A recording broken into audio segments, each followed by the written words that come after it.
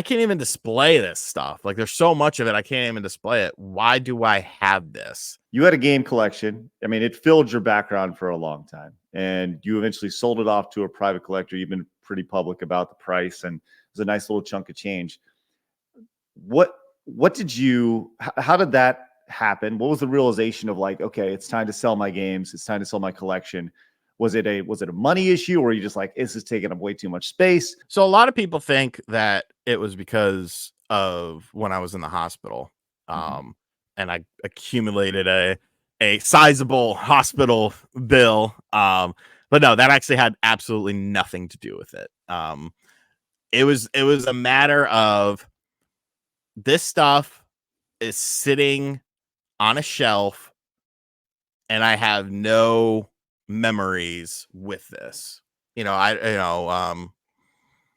didn't have a UN squadron, but if I did, I would burn it just to spite Billy. Don't you talk bad about UN squadron? Don't you? Just like looking at these games, it's like, did I ever play this as a kid? No. Okay, so why do I own this? So, people saw what they saw of my collection, but they don't realize that, in my little arcade room over there was tubs of just stuff that I've accumulated over the years, games, all sorts of just crazy nonsense. And it was just like, I can't even display this stuff. Like, there's so much of it, I can't even display it. Why do I have this?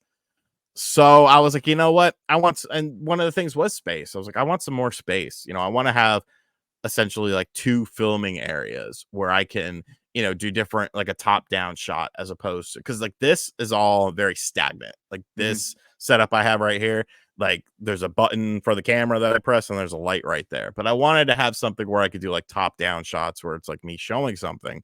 And it was always such a hassle to like set something up like that. So I was like, I want out. Money for it is good right now, and I want out. And so like what you see here is like, I just have it very spread out, so it looks a lot fuller. The second bookshelf, because I had 3 of these bookshelves filled to the brim, and then all of the other stuff.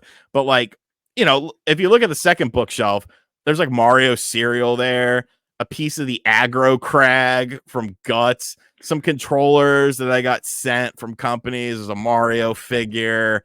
I'm sorry. Can you please stop and pull out the aggro crag right now, because I need to see that.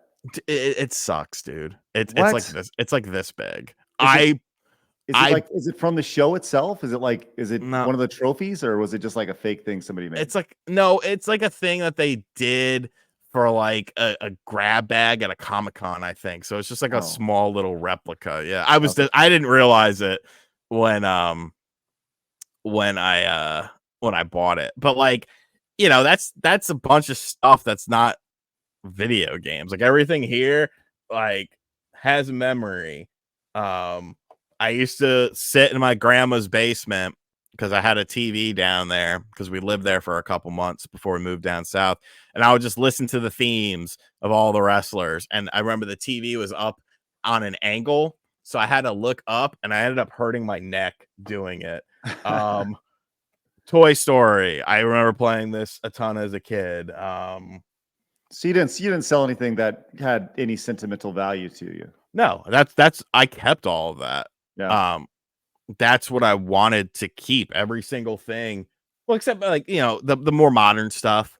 I kept most, well, I shouldn't say most. I kept about 50% of like my Switch collection, and stuff like that. But it was also like, if I can emulate this, why do I have this physically? Right. Like, I don't care. I legitimately have no attachment to this. So let me get rid of it, make some money.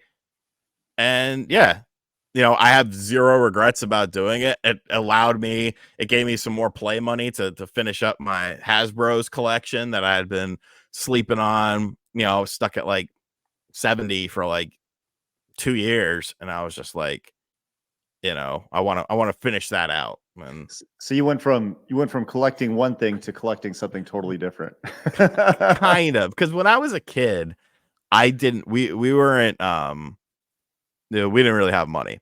So like I would go to school and, my friends would have like 5 or 6 X-Men toys. I didn't have one, with the Hasbros. kids would have a bunch of them. I had one. It was the Ultimate Warrior Series 1, and it was a jumper. And for some reason, the top of his head tasted like maple syrup. I do not know if I stuck his head in maple syrup to make it taste like that, but I used to chew on his head all the time because it tasted delicious like maple syrup. Teenage Mutant Ninja Turtles, I had one of those. Ghostbusters, I had one of those. So like, I guess my adult like, because now like that wall, like you can see some Ghostbusters figures back there. That wall is all X-Men and Turtles, the Hasbro stuff. I was just like, well, I'm gonna buy the shit that I didn't really get as a kid just to kind of, appreciate it now. Bunch of Batman figures here. And it wasn't because, my parents were like, no, you can't have it. It was just we can't afford it. So What was the when you sold off your collection? What was the rarest item that you sold that was a part of it? probably the Panasonic Q GameCube. I would say that was probably one of the rare things in it, just because it was in very good condition. Trying to think of something else.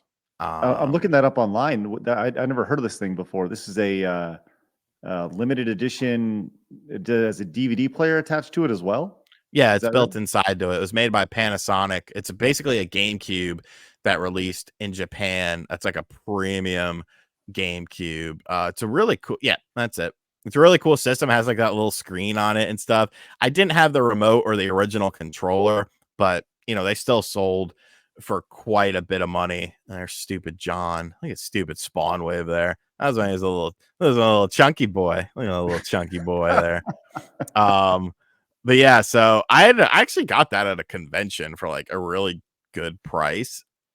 And the reason I got it for a good price was because the guy could not prove that it worked, but he swore that it worked. So I Oh, was like, well, I'll just fucking kill you if it doesn't work. No, I'm just kidding.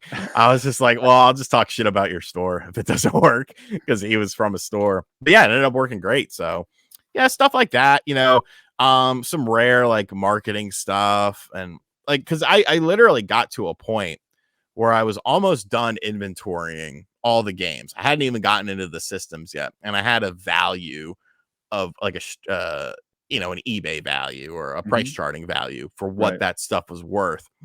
So I messaged the three people that I was talking with. I was like, here's what the value is right now without even me going into those totes. No consoles, no marketing stuff, no, none of that. Shoot me an offer on this and I might take it. If not, the price continues to go up. And so Phoenix Resale shot me an offer that I liked, and I was like, let's go. We're good. Nice. Uh, just for reference, the loose price for that Panasonic Q GameCube console is, according to price charting, about $725. Pretty Yeah. nice little. So that's obviously with the controller and all that stuff. So that's good stuff, man. That's good stuff.